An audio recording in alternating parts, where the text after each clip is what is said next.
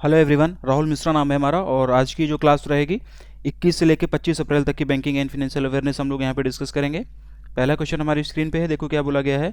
The insurance regulatory and development authority of India IRDAI has recently celebrated its silver jubilee on which date. ठीक है, 25 साल हो गए इसके एस्टेब्लिशमेंट ईयर को। कौन सी डेट को इसका सिल्वर जुबली जो था वो सेलिब्रेट किया गया था, ये इसमें पूछा गया है। भारतीय बीमा विनियामक और विकास प्राधिकरण IRDAI ने हाल ही में किस तारीख को अपनी रजत जयंती यानी कि 25 वर्ष सेलिब्रेट किया है, मनाया है, ये इसमें पूछा गया है। ऑप्शंस दिए गए हैं आप लोगों के सामने। सही उत्तर इसका हो जाएगा 19 अप्रैल 2024। 19 अप्रैल 2024 को IRDAI ने अपना 25वां इस्टेब्लिशमेंट ईयर सेलिब्रेट किया है। IRDAI की सिल्वर जुबली है। ठीक है, थोड़ा सा इसकी हिस्ट्री वगैरह भी जान लेते हैं क्योंकि सिल्वर जुबली भी इसकी सेलिब्रेट की गई है, 25 साल हुए हैं। तो थोड़ा सा इसकी हिस्ट्री वगैरह से, इसके बैकग्राउंड से क्वेश्चंस बन सकते हैं, तो वो चीज़ थोड़ा सा हम लोग इसको यहाँ पर इस क्वेश्चन में हम लोग उसके बारे में थोड़ा सा पढ़ते हैं।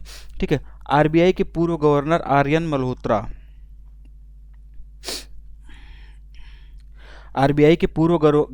आर्यन मल्होत्रा की अध्यक्षता में 1993 में गवर्नमेंट ऑफ इंडिया ने एक कमेटी बनाई थी इंश्योरेंस सेक्टर के रिफॉर्म के लिए सुझाव देने के लिए। ठीक है, मल्होत्रा कमेटी ने सुझाव दिया। मल्होत्रा कमेटी के सुझाव देने के बाद में IRDAI एक्ट 1999 के तहत IRDAI का गठन 19 अप्रैल 2000 को किया गया। 19 अप्रैल 2000 19 अप्रैल 2000 को IRDAI का गठन आर्यन मल्होत्रा कमेटी के सुझाव के बाद में IRDAI एक्ट के तहत में किया गया। ठीक है, और ये एक ऑटोनॉमस बॉडी के रूप में काम करती है। ऑटोनॉमस बॉडी के रूप में इसका गठन किया गया और अभी हाल ही में इसका 25वां जो है सेलिब्रेशन किया गया, 25वां इस्टेब्लिशमेंट ईयर इसका सेलिब्रेट किया गया। जैसे अभी RBI एट 90 करके सेलिब्रेट नहीं किया गया था, उसी तरीके से ये है, तो ये भी सेलिब्रेट किया गया। ठीक, रूरल इंडिया में इंश्योरेंस पेनिट्रेशन को बढ़ाने के लिए IRDAI ने 31 दिसंबर 2024 तक भारतवर्ष के सभी ग्राम पंचायत में बीमा वाहक तैनात करने का फैसला किया है। ये डेट आप लोग याद रख लेना, 31 दिसंबर 2024। 31 दिसंबर 2024 यानी कि इस साल के अंत तक IRDAI ने रूरल इंडिया में इंश्योरेंस पेनिट्रेशन को बढ़ाने के लिए, इंश्योरेंस की पहुंच बढ़ाने के लिए 31 दिसंबर 2024 तक IRDAI ने इंडिया के सभी ग्राम पंचायत में बीमा वाहक तैनात करने का फैसला लिया हुआ है। हेल्थ इंश्योरेंस पॉलिसीज बाई करने का जो एज क्राइटेरिया था उसे IRDAI ने भी हटा दिया है 1 अप्रैल 2024 से। 1 अप्रैल 2024, 1 अप्रैल 2024 से हेल्थ इंश्योरेंस पॉलिसी बाई करने का जो एज क्राइटेरिया था उसे हटा दिया गया है। पहले जो व्यक्ति 65 साल से 65 ईयर्स, ठीक है ना, पहले जो व्यक्ति 65 ईयर्स से ज़्यादा का हुआ करता था वो कोई न्यू इंश्योरेंस मतलब परचेज वगैरह नहीं कर सकता था, लेकिन अब ऐसा नहीं है, एज क्राइटेरिया जो है वो हटा दिया गया है। IRDAI के यहाँ पर जिक्र हुआ है तो इसका जो हेडक्वार्टर है, इसका हेडक्वार्टर हैदराबाद तेलंगाना में हो जाएगा।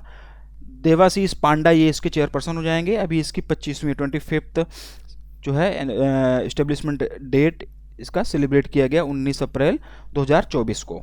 Which bank has recently associated with NPCI Bharat Bill Pay Limited to introduce the National Common Mobility Card NCMC on its Bharat Bill Pay platform for the convenience of travelers? ठीक है, क्या बोला गया है, हाल ही में किस बैंक ने यात्रियों की सुविधा के लिए भारत बिल पे प्लेटफॉर्म पर national common mobility card NCMC card पेश करने के लिए NPCI Bharat bill pay limited के साथ में साझेदारी की है? ये इस क्वेश्चन का हिंदी में मतलब है। ऑप्शन दिया गया है आप लोगों के सामने। State bank of India, option number B is the right answer. State bank of India, भारतीय स्टेट बैंक, ये इसका सही उत्तर हो जाएगा। NPCI की होली ओन्ड सब्सिडरी है NBBL। ठीक है, NBBL की अगर हम लोग बात करें तो ये NPCI Bharat bill pay limited जो है वो ये NPCI की होली ओन्ड सब्सिडरी है। ठीक है, होली ओन्ड उसकी सब्सिडरी है और इसी ने भी SBI के साथ एसोसिएशन में ट्रेवलर्स के कन्वीनियंस के लिए अपने भारत बिल पे प्लेटफॉर्म पर SBI national common mobility card को लॉन्च किया हुआ है। ये ऑप्शन में जो भी बैंक की दी गई है, हेडक्वार्टर, MD&CO और टैगलाइन, ये रिकॉल करना आप लोग इसी टाइम पे। Which company has recently been renamed as Bandhan Life. हाल ही में किस कंपनी का नाम बदलकर बंधन लाइफ रख दिया गया है, ये इस क्वेश्चन का हिंदी में मतलब है। ऑप्शन दिए गए हैं, इसका जो सही उत्तर हो जाएगा एजियोन लाइफ इंश्योरेंस, ठीक है ना, Aegon life insurance, option number C is the right answer. Aegon life insurance का नाम अभी हाल ही में बदलकर बंधन लाइफ कर दिया गया है, ठीक है। और इसका नाम बदलने के बाद में, एजियोन लाइफ इंश्योरेंस का नाम बदलकर बंधन लाइफ करने के बाद में इसकी टैगलाइन भी बदल दी गई है, ठीक है ना, इसकी टैगलाइन भी बदल दी गई है। तो इसकी टैगलाइन क्या है, भारत की उड़ान बंधन से, ठीक है ना, इसकी जो टैगलाइन है भारत की उड़ान, ठीक है ना, बंधन से, ये इसकी टैगलाइन कर दी गई है आफ्टर दी रीनेमिंग, ठीक है ना, नाम बदलने के बाद में। Which company has recently received in principle approval from the RBI for the payment aggregator license, ठीक है, हाल ही में किस कंपनी को पेमेंट एग्रीगेटर लाइसेंस के लिए आरबीआई से सैद्धांतिक मंजूरी मिली है, ये इसमें पूछा गया है। ऑप्शंस दिए गए हैं आप लोगों के सामने, सही उत्तर इसका होगा क्रेड, सही उत्तर इसका हो जाएगा क्रेड। क्रेड को अभी हाल ही में आरबीआई से पेमेंट एग्रीगेटर का लाइसेंस मिल गया है। और किसको किसको पेमेंट एग्रीगेटर का लाइसेंस अभी हाल फिलहाल में मिला हुआ है, ये आप लोग किसी टाइम पर रिकॉल कर लो। कई सारे लोगों को पेमेंट एग्रीगेटर का लाइसेंस अभी हाल फिलहाल में मिला हुआ है पिछले 1-2 महीनों में, वो भी उनके भी नाम आप लोग इसी टाइम पर रिकॉल कर लेना। Who has recently been appointed as MD and CEO of the Dhanlaxmi bank by the RBI. हाल ही में आरबीआई द्वारा धनलक्ष्मी बैंक के एमडी एंड सीईओ के रूप में किसे नियुक्त किया गया है, ये इसमें पूछा गया है। अजीत कुमार के, option number D is the right answer. Ajit Kumar के, ऑप्शन नंबर डी, ये इसका सही उत्तर हो जाएगा। अजीत कुमार के जी को अभी हाल ही में धनलक्ष्मी बैंक का एमडी एंड सीईओ आरबीआई के द्वारा अपॉइंट किया गया है। यहाँ पर एक क्वेश्चन ये भी बन सकता है कि इन्होंने रिप्लेस किसको किया, तो इन्होंने जेके सिवान को रिप्लेस किया। देखो ऑप्शन नंबर ए में भी, मतलब ऑप्शन नंबर ए में इनका भी नाम दिया गया है, जेके सिवान जी को इन्होंने अभी हाल मतलब रिप्लेस करके इनको धनलक्ष्मी बैंक का एमडी एंड सीईओ बनाया गया है। KK M Mistry has recently been appointed as chairman of the which insurance company by the IRDAI। KK M Mistry को हाल ही में IRDAI ने किस बीमा कंपनी का अध्यक्ष नियुक्त किया है, ये इसमें पूछा गया है। HDFC Life insurance, option number C is the right answer. HDFC Life insurance का चेयरमैन जो है अभी हाल ही में KK मिस्त्री जी को बनाया गया है। इनका नाम याद रखना, KK M मिस्त्री, इनको अभी हाल ही में HDFC लाइफ का चेयरमैन बनाया गया है। किसके द्वारा, IRDAI के द्वारा, ठीक है।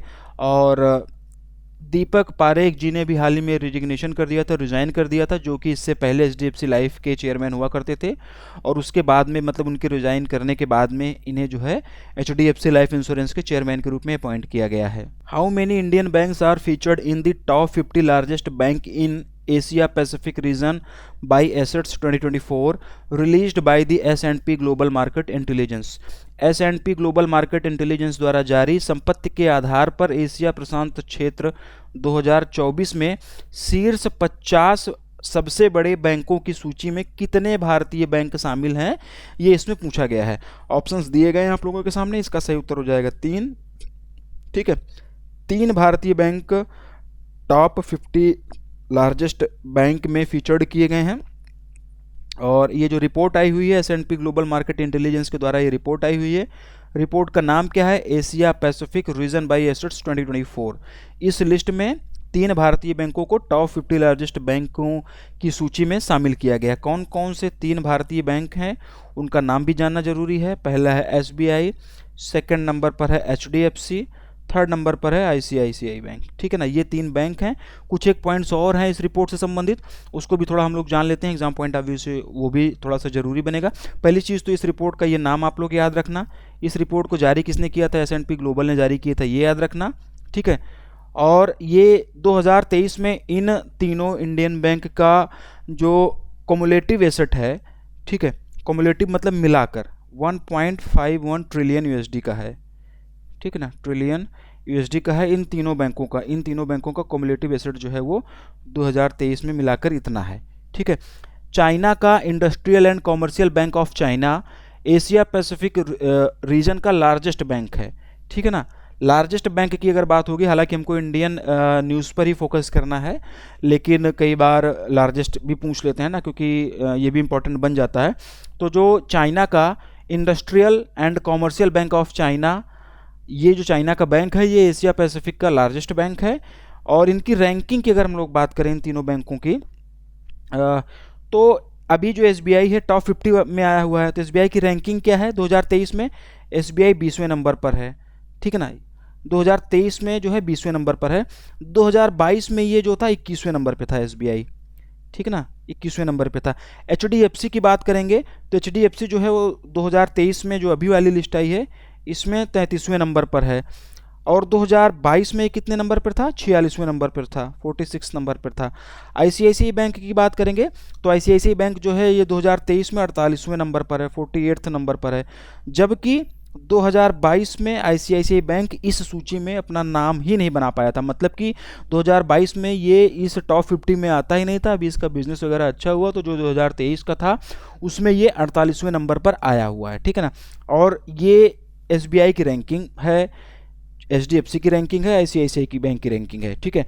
टॉप 4 की बात करेंगे, इस जो 50 लार्जेस्ट बैंकों की लिस्ट है इसमें टॉप 4 में सभी चाइना की बैंकें हैं।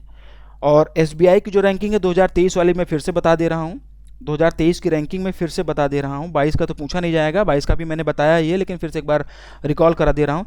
एसबीआई 2023 में 20वें नंबर पर है।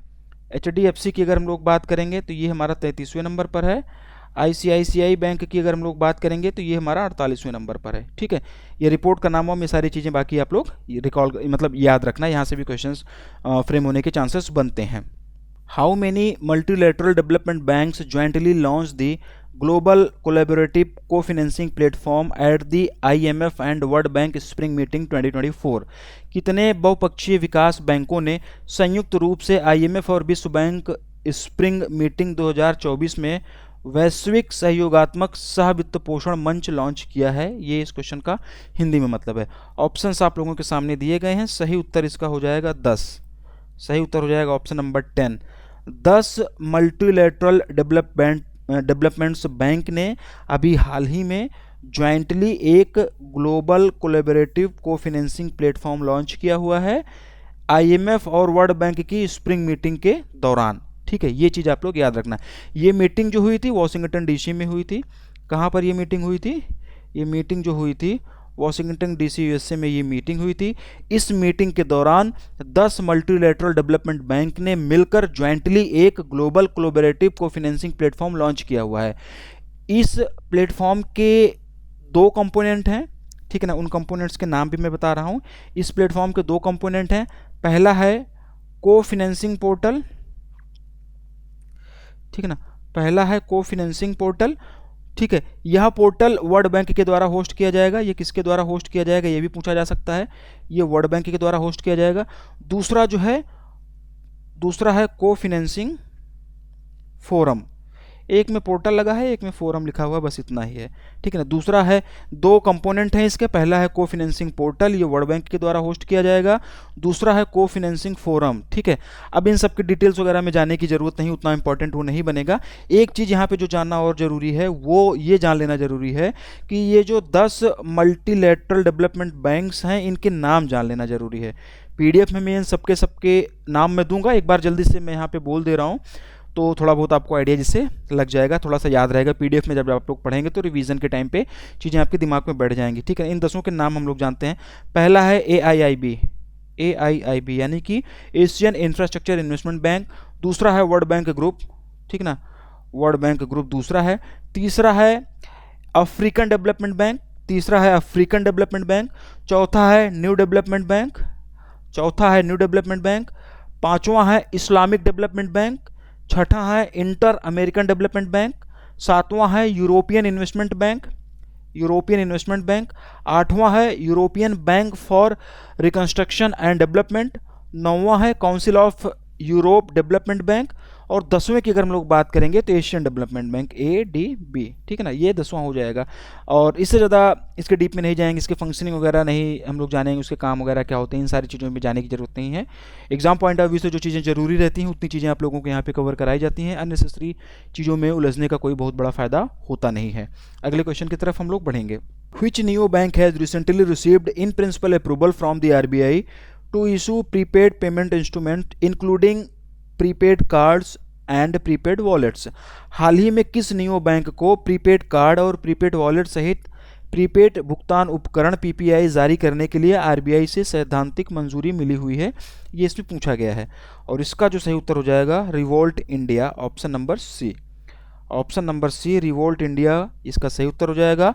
रिवोल्ट इंडिया को अभी हाल ही में आरबीआई से प्रीपेड पेमेंट्स इंस्ट्रूमेंट इशू करने का इन प्रिंसिपल अप्रूवल मिल गया है। इसके साथ साथ में ये प्रीपेड कार्ड भी इशू कर पाएगा, प्रीपेड वॉलेट भी इशू कर पाएगा, इसका भी अप्रूवल इसको आरबीआई से मिल गया है। ठीक है, और ये जो रिवोल्ट इंडिया की थोड़ा सा अगर हम लोग बात करें तो ये टाइगर ग्लोबल और सॉफ्ट बैंक के द्वारा बैकअप है। ठीक है ना, टाइगर ग्लोबल और सॉफ्ट बैंक के द्वारा इसमें इसको बैकअप प्राप्त है। आरबीआई के लाइसेंस मिलने के बाद में ये इंडियन फाइनेंशियल मार्केट में prepaid payment instrument including prepaid card और प्रीपेड वॉलेट इशू कर पाएंगे। ठीक है, नियो बैंक का यहाँ पे थोड़ा सा जिक्र हुआ है तो थोड़ा सा इसके बारे में भी मैं बता दे रहा हूँ।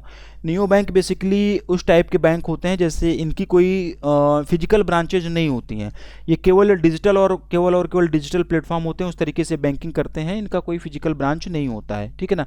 रिवोल्ट इंडिया के बारे में थोड़ा सा और जाने तो इसके पास अभी आरबीआई का category second authorised money exchange dealer licence भी है। ठीक है, रिवोल्ट इंडिया जो है बेसिकली एक लंदन यूके बेस्ड, इसकी अगर हम लोग बात करें तो ये basically London UK based company है जो कि इंडियन मार्केट में 2021 में एंट्री की हुई थी। 2021 से इंडियन मार्केट में ये काम कर रहा है और लंदन यूके बेस्ड ये है। और रिवोल्ट इंडिया के पास में भी आरबीआई का category second authorised money exchange dealer licence भी है। ठीक है, और अभी इसको आरबीआई के द्वारा prepaid payment instrument including prepaid card and prepaid wallet करने का इशू करने का भी इन प्रिंसिपल अप्रूवल भी सैद्धांतिक मंजूरी भी इसकी मिल गई है। तो ये नाम आप लोग याद रखिएगा। आगे बढ़ते हैं। In order to promote green financing, which organization has recently released Climate Strategy 2030 document? हरित वित्त पोषण को बढ़ावा देने के लिए किस संगठन ने हाल ही में जलवायु नीति 2030 दस्तावेज जारी किया है? ऑप्शंस आप लोगों के सामने दिए गए हैं। सही उत्तर जो इसका हो जाएगा नाबार्ड हो जाएगा। इसका जो सही उत्तर होगा national bank for agriculture and rural development, NABARD is the right answer. सही उत्तर इसका हो जाएगा नाबार्ड। नाबार्ड ने भी हाल ही में ग्रीन फाइनेंसिंग को प्रमोट करने के लिए क्लाइमेट स्ट्रेटजी 2030 डॉक्यूमेंट रिलीज किया है। इस डॉक्यूमेंट का नाम याद रखना, किसने रिलीज किया है ये आप लोग याद रखना। ये डॉक्यूमेंट वर्ल्ड अर्थ डे के दिन जो है नाबार्ड के चेयरमैन साजी केवीदी के द्वारा जारी किया गया था। अब वर्ल्ड अर्थ डे कब सेलिब्रेट किया जाता है? 22 अप्रैल 2024 को। 22 अप्रैल 2024 को वर्ल्ड अर्थ डे सेलिब्रेट किया गया और इसी दौरान नाबार्ड के चेयरमैन साजी केवी जी के द्वारा यह डॉक्यूमेंट रिलीज किया गया था। यह डॉक्यूमेंट 4 की पिलर्स पर बेस्ड है। 4 की पिलर्स हैं इस डॉक्यूमेंट्स के, उनके भी नाम यहीं पर हम लोग पढ़ ले रहे हैं। एक बार मैं बता दे रहा हूँ, पीडीएफ में भी ये नाम मैं दूंगा, इसका नाम मैं बता दे रहा हूँ। देखो इसके 4 की पिलर्स जो हैं जिस पे बेस्ड ये डॉक्यूमेंट है, पहला है स्ट्रेटेजिक रिसोर्स मोबिलाइजेशन, दूसरा है accelerating green lending across sector, तीसरा है playing a broader market making role, चौथा है internal green transformation of NABARD. ये 4 की पिलर्स हैं, इसी पे बेस्ड डॉक्यूमेंट है। इस स्ट्रेटेजी डॉक्यूमेंट का मुख्य उद्देश्य इंडिया में ग्रीन फाइनेंसिंग को बूस्ट अप करना है, ग्रीन फाइनेंसिंग को प्रमोट करना है, ग्रीन फाइनेंसिंग को बढ़ावा देना है। ऑप्शन में ये जितने भी ये रेगुलेटरी बॉडी दी गई हैं, इनका सबका हेडक्वार्टर, इस्टेब्लिशमेंट ईयर, वर्तमान में इनका चेयरपर्सन, इनका हेड कौन है, ये रिकॉल कर लेना। अगर इनकी कोई सब्सिडरीज़ हैं तो इनकी कितनी सब्सिडरीज़ हैं, पहले कितनी सब्सिडरीज़ थी, बाद में कितनी सब्सिडरीज़ हो गई हैं, इनिशियल दौर में इनका जब गठन किया गया था तब इनका हेडक्वार्टर कहाँ पे था, बाद में इनका हेडक्वार्टर ट्रांसफ़र किया गया तो कहाँ चला गया। मतलब इससे संबंधित और भी जो चीज़ें हैं सब कुछ आप लोग यहीं पर इसी टाइम पर रिकॉल कर लीजिएगा। आगे बढ़ते हैं। Which small finance bank has recently introduced a suite of financial products including banking industries first ATM insurance? किस लघु वित्त बैंक ने हाल ही में बैंकिंग उद्योग के पहले एटीएम बीमा सहित वित्तीय उत्पादों का एक सूट पेश किया हुआ है? ऑप्शंस आपके सामने दिए गए हैं। सही उत्तर एयू स्मॉल फाइनेंस बैंक होगा, ऑप्शन नंबर बी। सही उत्तर इसका हो जाएगा एयू स्मॉल फाइनेंस बैंक। क्या हो जाएगा इसका सही उत्तर? AU small finance bank. ठीक है ना। एयू स्मॉल फाइनेंस बैंक ने अभी हाल ही में फाइनेंशियल प्रोडक्ट्स का एक सूट लॉन्च किया और उसमें बैंकिंग इंडस्ट्री का पहला एटीएम इंश्योरेंस भी जो है लॉन्च किया गया है, ये भी ध्यान रखना। ये क्वेश्चन इसलिए भी इंपॉर्टेंट बनता है क्योंकि ये बैंकिंग इंडस्ट्री का पहला एटीएम इंश्योरेंस भी लॉन्च किया गया है यूयू स्मॉल फाइनेंस बैंक के द्वारा, तो ये क्वेश्चन इसलिए भी इंपॉर्टेंट बनता है। ध्यान से सुनना, आप लोग ध्यान से समझना, थोड़ा सा क्वेश्चन को एक्सपांड कर रहे हैं। पहले इसमें क्या बोला गया कि फिनेंशियल प्रोडक्ट का एक सूट मतलब लॉन्च किया गया, जारी किया गया। कौन कौन से सूट्स हैं?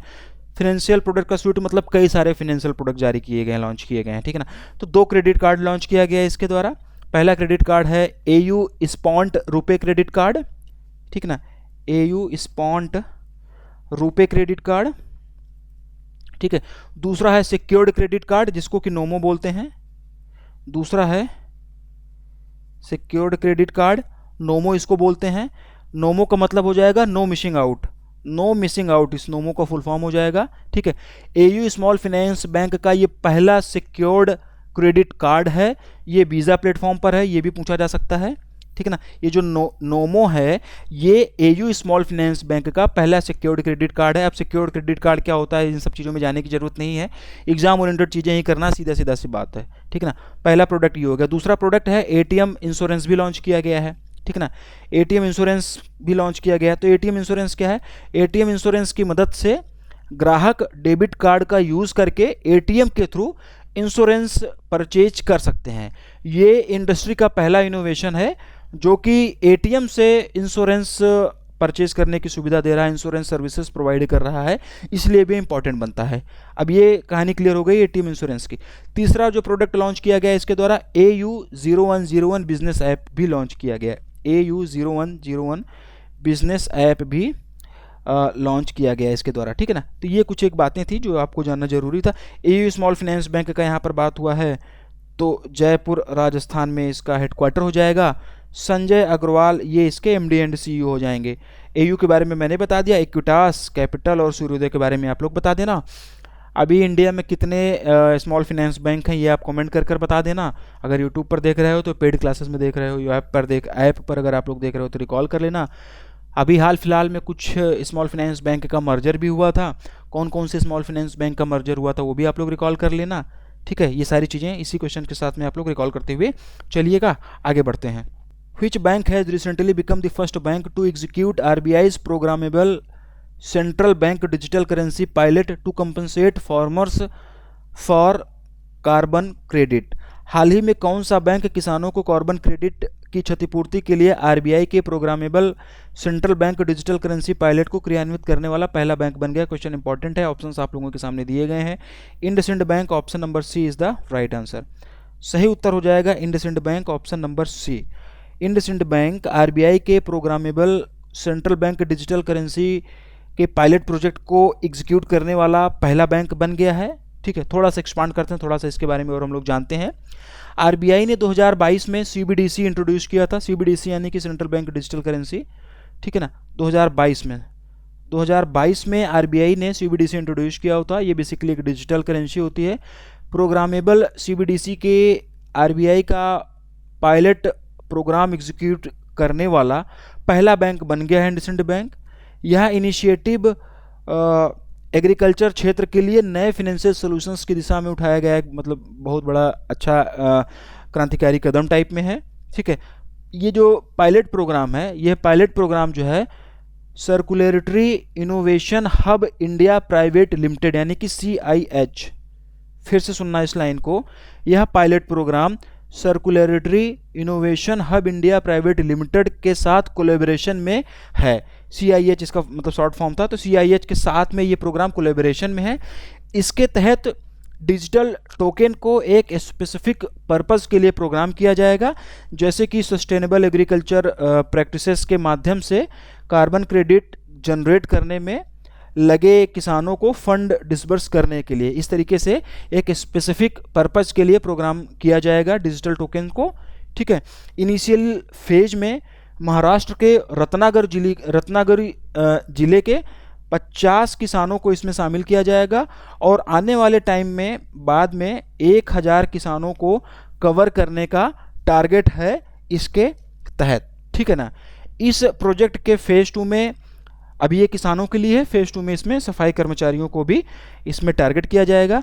CIH इस प्रोजेक्ट के लिए एज ए स्पॉन्सर्स एजेंसी के रूप में काम कर रहा है, ठीक। तो ये क्वेश्चन इंपॉर्टेंट था। वीडियो चीज़ें ना समझ में आई हो तो एक बार पीछे करके सुनिएगा, सारी चीज़ें आपको समझ में आ जाएंगी। इस पर्टिकुलर क्वेश्चन का पीडीएफ भी आप लोगों को पढ़ना जरूरी है, वहाँ से भी चीज़ें थोड़ा सा और क्लियरिटी आएगी आप लोगों को।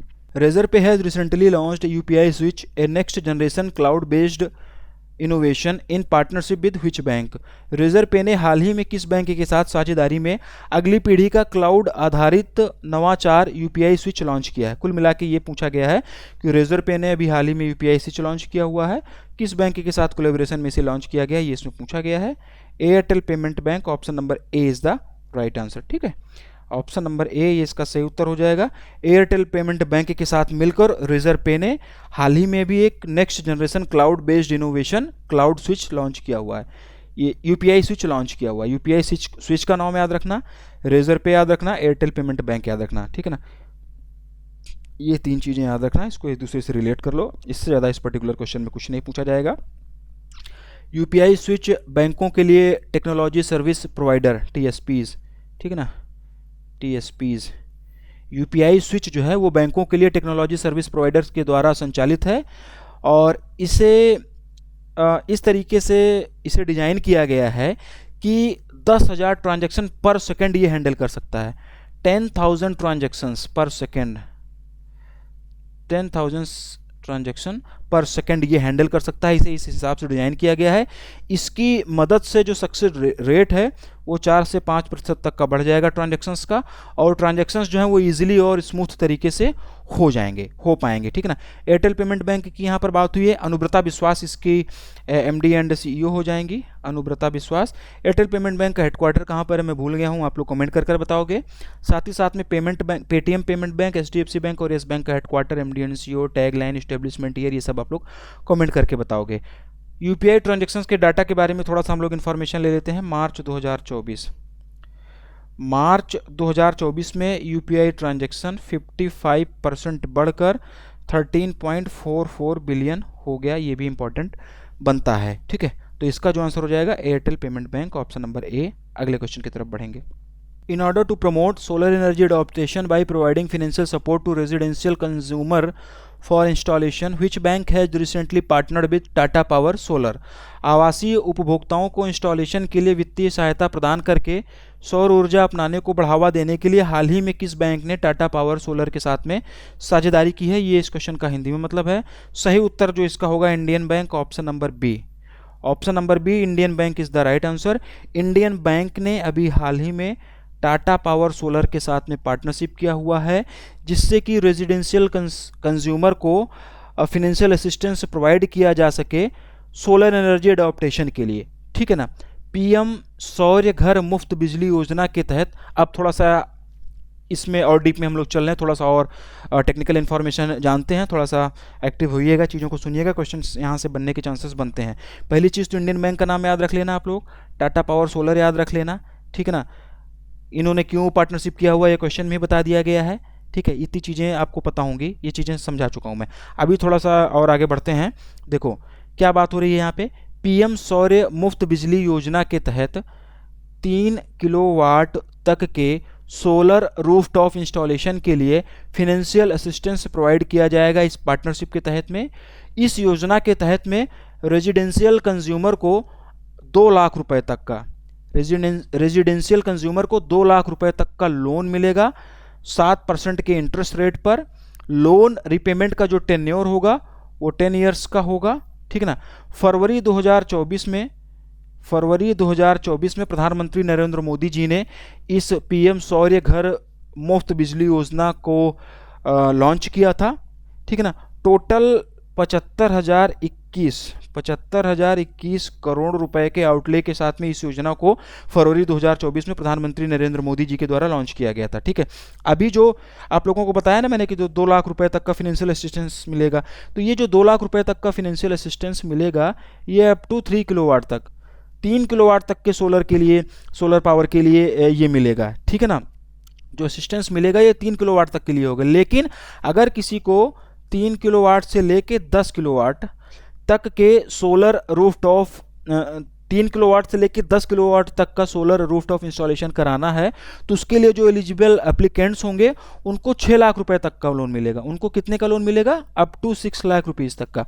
और इस पे जो इंटरेस्ट होगा, इस पे इंटरेस्ट रेट जो लगेगा वो 8.4% से लेके 10.8% तक का लगेगा इंटरेस्ट रेट इस पे, ठीक है ना, पर एनएम के हिसाब से। ठीक, तो इसका उत्तर इस सही क्वेश्चन का हो जाएगा इंडियन बैंक।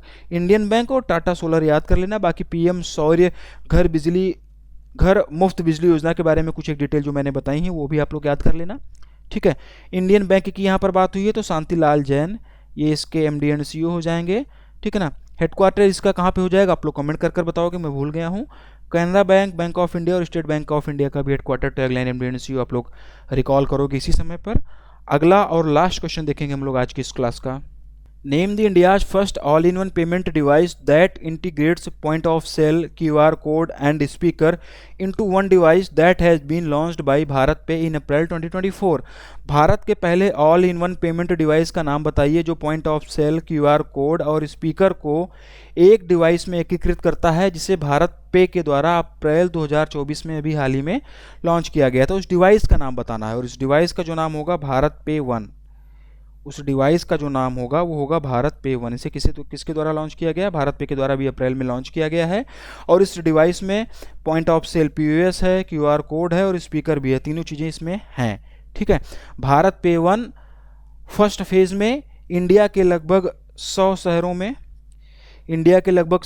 में उपलब्ध होगा और अगले 6 महीनों के भीतर इसे 450 सिटीज़ में और अवेलेबल कराया जाएगा। तो ऑप्शन नंबर है भारत पे वन, इसका सही उत्तर हो जाएगा। ठीक है, भारत पे के द्वारा अप्रैल 2024 में भारत पे वन लॉन्च किया गया, जो कि एक all in one payment device है जिसमें कि point of sale, QR code और स्पीकर ये तीनों के तीनों इंटीग्रेट हैं। ठीक, आज की क्लास हम लोग यहीं पर खत्म करेंगे। आज हम लोगों ने 25 अप्रैल तक की banking and financial awareness discuss कर लिया। अगले आने वाली क्लासेस में हम लोग इससे आगे की banking and financial awareness discuss करेंगे।